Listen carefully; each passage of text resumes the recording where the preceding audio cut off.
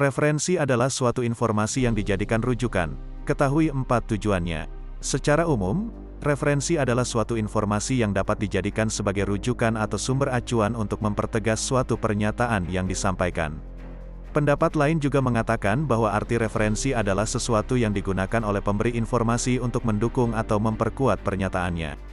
Secara etimologi, kata referensi berasal dari bahasa Inggris, yaitu refer to, yang artinya mengacu pada atau merujuk pada sesuatu atau pernyataan seseorang. Sehingga, kata referensi dapat diartikan sebagai sebuah rujukan yang menggambarkan informasi dari sumber terkait. Referensi pada umumnya bisa dilihat dalam bentuk faktual ataupun non-faktual.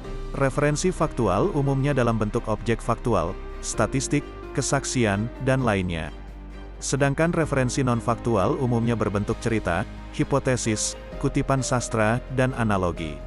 Pada umumnya, seseorang menyampaikan referensi pastinya memiliki tujuan yang hendak dicapai saat ingin mempertegas penyataannya kepada orang lain. Agar Anda akan lebih mudah memahami apa sebenarnya tujuan dari referensi tersebut, berikut ini referensi channel telah merangkum tujuan dari referensi tersebut, yang dilansir dari Merdeka Mahmenro. Tujuan dari dibuatnya referensi. Referensi adalah suatu informasi yang dapat dijadikan sebagai rujukan. Pastinya, referensi dibuat juga memiliki tujuan yang jelas agar orang lain tidak salah paham dengan pernyataan yang Anda sampaikan. Oleh sebab itu, akan sangat penting bagi Anda apabila telah mengerti apa sebenarnya tujuan dari referensi tersebut. Berikut adalah penjelasannya. Sebelum lanjut pada pembahasan, jangan lupa untuk subscribe dulu ya Sobat Referensi. 1. Memperkuat pernyataan atau argumen.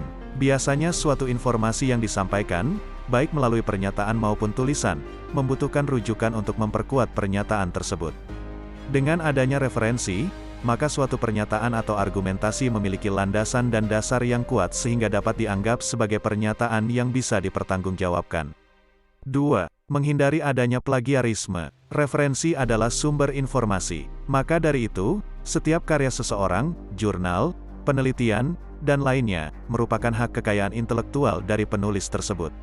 Ketika seseorang menggunakan informasi dari hasil karya orang lain, maka ia harus mencantumkan sumber rujukan tulisannya tersebut agar tidak dianggap sebagai pelaku plagiat. 3. Bentuk penghargaan sebuah karya orang lain. Referensi adalah suatu rujukan yang amat penting dalam kehidupan saat ini ataupun yang akan datang. Maka dari itu, para penulis dan peneliti telah menghabiskan waktu, pikiran, dan tenaga dalam membuat sebuah karya untuk menguatkan sebuah informasi menjadi hal yang valid di mata masyarakat. Oleh karena itu, sudah sepantasnya pihak-pihak yang menggunakan hasil karya orang lain menjelaskan dari mana sumber rujukan sebagai bentuk penghargaan. 4. Menambah wawasan bagi pembaca. Tujuan lain menambahkan referensi di dalam tulisan adalah untuk memberikan informasi lebih dalam kepada pembaca mengenai suatu topik. Dengan adanya referensi, maka pembaca dapat menggali informasi lebih jauh mengenai topik yang dibahas. Beberapa sumber dari referensi. Referensi adalah sumber informasi yang akan digunakan dengan mempertahankan kevalidannya. Maka sebab itu, referensi juga dibuat dari sumber-sumber terpercaya dan valid agar nantinya pembaca akan lebih dapat mempertanggungjawabkan informasi yang akan mereka sampaikan.